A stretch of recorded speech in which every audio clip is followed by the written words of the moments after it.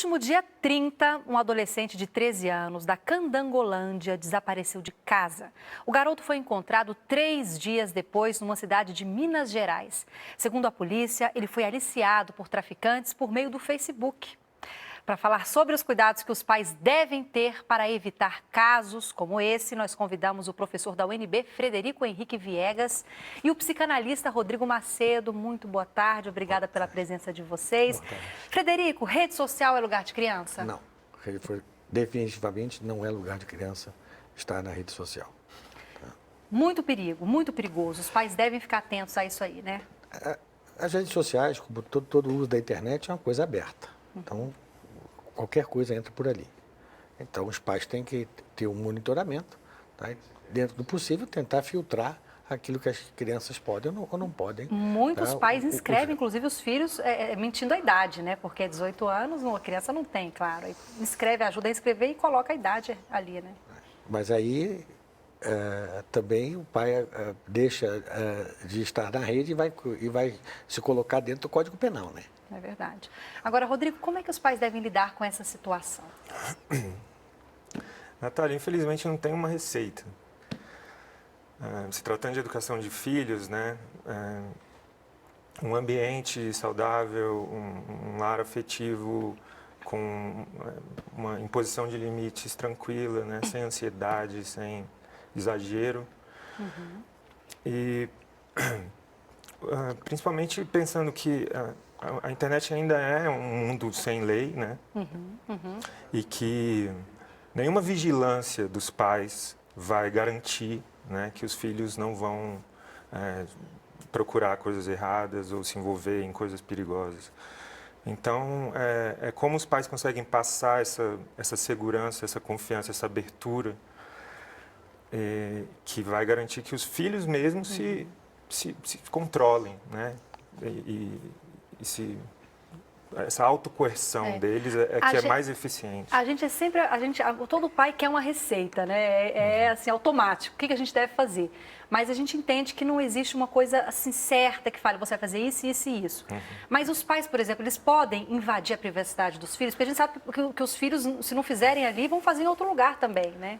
Sim, eu acho até, inclusive, que até certa idade os filhos nem têm que ter muita privacidade, não. Não tem essa história de privacidade. Tem que ser intensa mesmo. Entendi. Sim. Entendi. O pai tem que ler, tem que pegar a senha, tem que... O filho tem que conquistar essa autonomia, né? E isso não tem também uma idade fixa para a gente dizer quando Confiança isso acontece. se conquista, né? Também. Mas a autonomia, né? Ela seria a etapa final dessa educação. Sim. É o que os pais pretendem proporcionar, né? É verdade.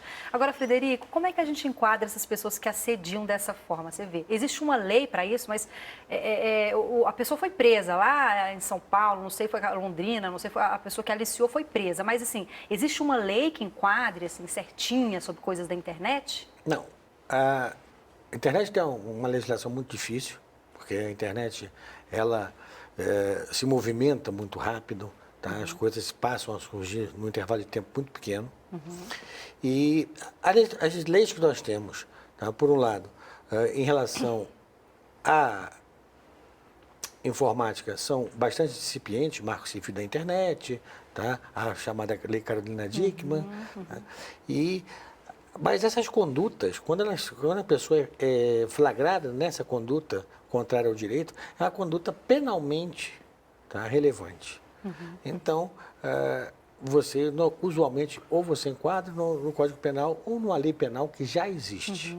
Tá? E ele vai responder por aquele crime que a legislação, previamente, muitas vezes que a internet, já estabelece. Então, precisa aperfeiçoar também essa questão da legislação. É uma coisa muito difícil. Porque toda essa questão de informática, sempre você tem uma velocidade de transformação muito grande e a criação, o surgimento de leis não são tão ágeis assim. Então, às vezes, você está trabalhando com uma coisa e já criaram outra. Então, você vai fechando portas enquanto eles vão abrindo portas na sua frente. Então, é você sempre correndo atrás do prejuízo. Sempre correndo atrás. Tá, isso não é só aqui. Isso em qualquer país do mundo. Agora, Rodrigo, o SPC fez um estudo muito interessante, que eles estavam pesquisando a questão da educação financeira nas famílias e acabaram chegando a outros dados impressionantes. 42% das mães passam menos de 10 horas por semana com os filhos, ou seja, 1 hora e alguns minutos por dia. A questão do tempo é importante? Essa pesquisa ela tem vários problemas. Um deles é que eles deliberadamente retiraram o lugar do pai aí nessa presença. Mas a mãe solteira, né? Não se sabe. E também não temos esses dados de quantas dessas mães são solteiras ali, né? E eles pegaram uma faixa muito ampla de 2 a 18 anos, onde as necessidades dos filhos são muito diferentes. E parece que, no final das contas, ela está insinuando que essa presença é responsabilidade exclusiva da mãe, sabe? Uma coisa quase moralista de né, pensar que lugar de mulher é em casa, junto com os filhos. Sim. Sendo que né, não há nenhuma comprovação de que qualquer outra pessoa possa fazer esse papel, principalmente depois dos 2 anos. Tá certo. Tá bem, ou em outra oportunidade vamos conversar mais sobre o assunto. Agradeço muito a participação de vocês, viu? Eu que agradeço.